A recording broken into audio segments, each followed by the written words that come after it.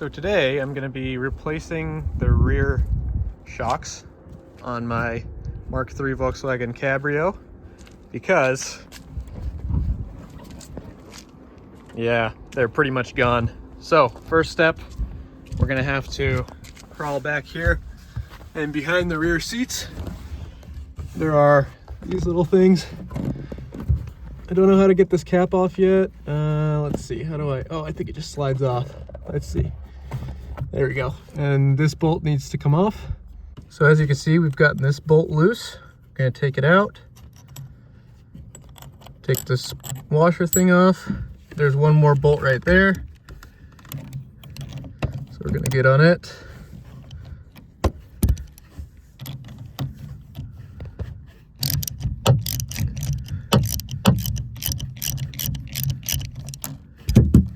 Get it out.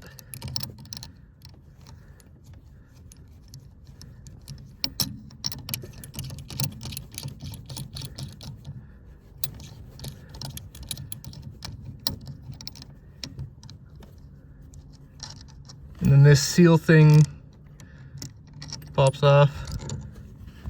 Underneath we have this little thing. And so now, as you can see, when we get a jack underneath the car and we lift up, it just slides right out.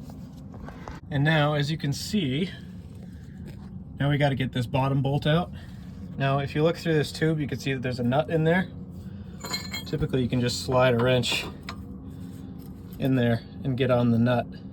Now, you may need a breaker bar to get it loose. If you have a floor jack like this, you can just pull the, dang it, do this real quick. There we go, pull the handle off and just use it as a breaker bar. So let's do that real quick.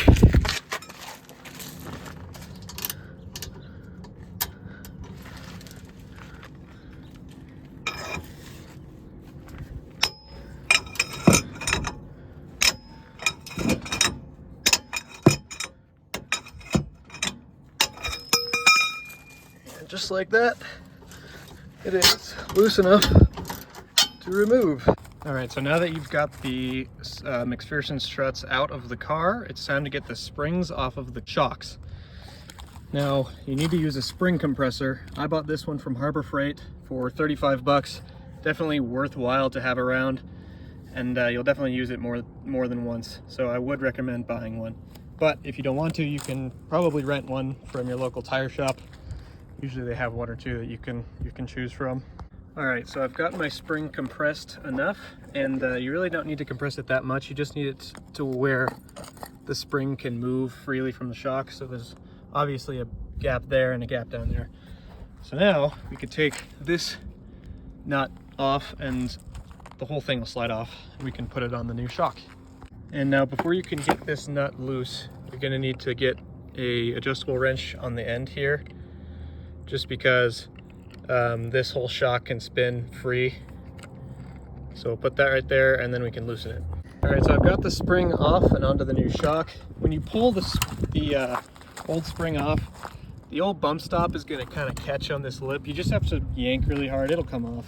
I'm not gonna be reusing the bump stop because it's just super old. If I knew I would have needed new ones, I would have bought one, but I'm also not hugely worried about it because obviously I'm not going to be off-roading. And there you have it. That is how you put a new shock on the McPherson strut from a Mark III Cabrio or a Mark III Golf.